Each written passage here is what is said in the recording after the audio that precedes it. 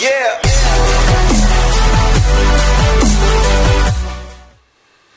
Hey everyone, back at you again today with yet again another movie review, and today I will be talking about I Saw the TV Glow, directed by Jane Schoenbrun, starring Justice Smith and Brigette Lundy-Paine, and this follows two troubled teenagers who bond over this show called The Pinko Peg, and kind of the connection that they have, and what the impact of that show is on their personal lives as the show gets canceled and things spiral out of control.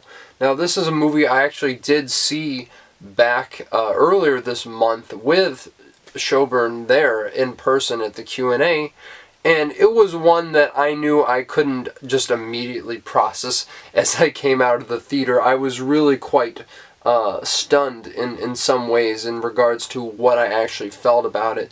So I had to see this one again when it went wide, just to make sure I could get my more clear and concise thoughts on this film out to you guys.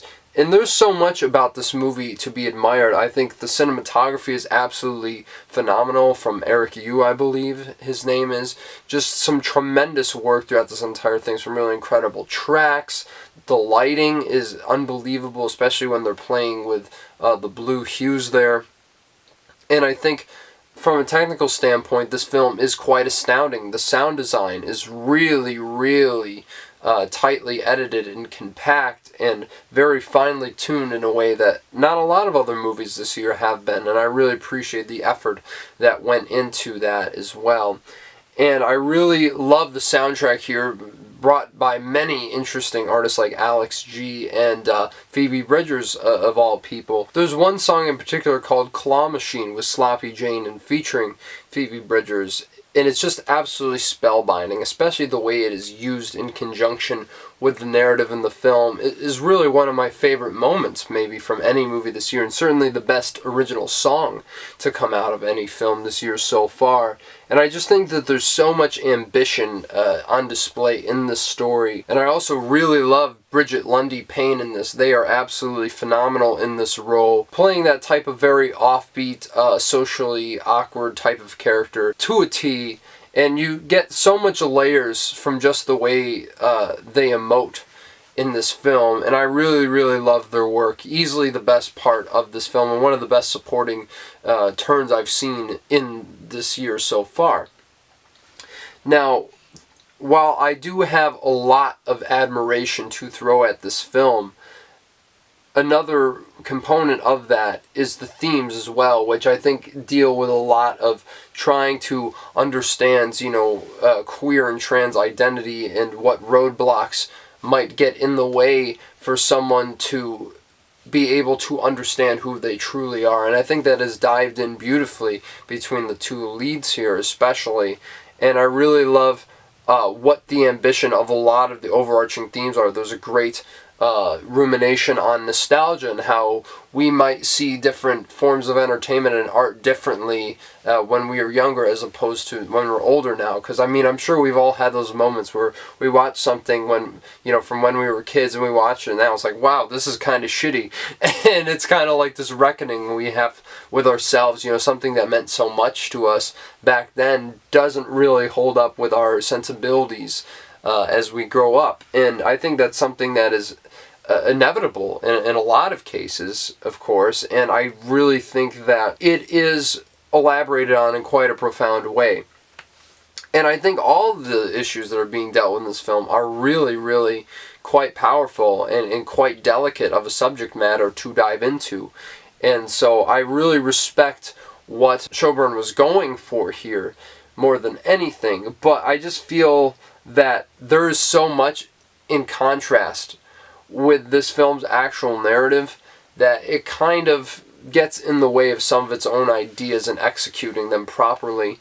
I think first and foremost, I must say, I got to talk about Justice Smith in this movie. Now, what I can say about him, he is really, really amazing in a couple of scenes. And I will give him credit there. I think some of the most visceral work I've seen all year. But at the same time, he's just moping around the whole movie like, and look, I understand it's a very intentional character choice, but I don't necessarily think that it means it works. And I think a lot of the times I really just could not get into his performance and how he was portraying this character. And the way is so inconsistent because they show him a little bit older, and Justice Smith plays the character of Owen a couple years older than when he was in middle school. And he's played by a younger actor who looks absolutely nothing like him. And that really kind of bothers me a lot of times in movies, but it wouldn't have bothered me as much if it weren't for the fact that the way that they portray Owen is so wildly different. And so I feel like on that alone, it just doesn't really track throughout the entire film, and it just really is off-putting once Justice Smith comes on screen for the first time. And I also really think that the reason this film comes in conflict with itself so much is just because there's so many great moments here that are building to something great, the very overall trippy type of narrative that's almost, you question the reality of the filmic world itself and what it means to these characters, and I really love the exploration of that. But the ending, while certainly making its impact, I think the final few moments of this movie left me dumbfounded both times. It's like, that's it? Like, what are we supposed to take away from this? I'm really not sure, because I understand what Schoenbrun was going for with, the metaphors of the scene, right? But I don't think it pays off in a very substantial way. It feels like they're almost close to completing the arc, but they don't fully go through with it. So I feel like the ending is more inconclusive than anything, and that really, really bothered me both times, because I can understand a lot of people loving this movie. I can understand anyone being very split on this, and that was really where it came to head for me, and why I can't really fully embrace this movie. There's also a strange fourth wall break narration that takes place throughout the film, and it certainly played better for me a second time around, but yet again, it isn't something that I was particularly overtly fond of, and I know a lot of people who saw it with me the second time would agree in that sense. And I do have to mention the idea of the show, The Pink Opaque itself. It's like a mixture between Goosebumps and Twin Peaks. And so I think it's kind of brilliantly how they play it off.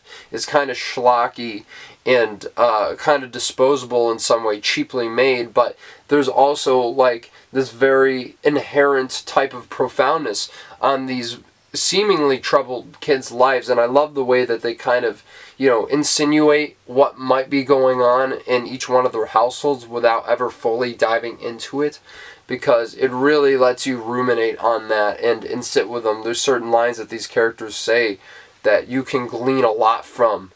Just the small expression says everything that you need to know about what their situation is and what they might be going through emotionally. And you really understand why these kids are drawn together in the first place. But the way this narrative continues to unfold, the time jumps, everything about it just feels very, very inconsistent and a little bit jumbled.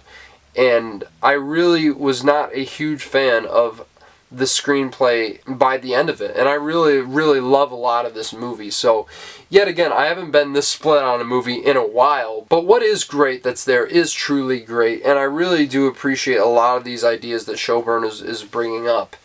And I can really understand the perspective of this film, but I can't quite say I entirely agree on its delivery. And I really was excited for this film ever since I heard about it coming out of Sundance, but unfortunately it just came a little bit underneath what I wanted it to be, and that's okay, because not every film is going to completely satisfy your expectations. But I know a lot of people love this movie. That's okay, enjoy what you want. But for me, I'm going to give this a 7 out of 10. I certainly appreciate a lot about it. And it certainly, is good enough that I saw it twice, right? It's just there's so many things that are holding this film back from being truly, truly great and insanely emotionally resonant, at least for me.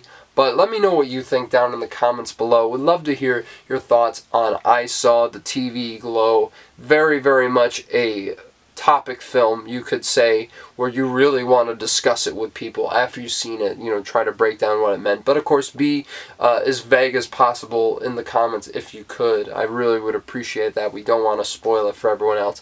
And of course, smash the like button, subscribe to the channel if you like what I am doing here. Would really, really appreciate the support. Going to be a lot more reviews coming out very soon. I definitely have to talk about Hit Me Hard and Soft, the latest album from Miss Billie Eilish. Very excited to talk about that, and so much more, like Furiosa, a Mad Max saga, coming out later this week. So yeah, guys, until then, you guys have yourselves a good one, and we'll talk soon.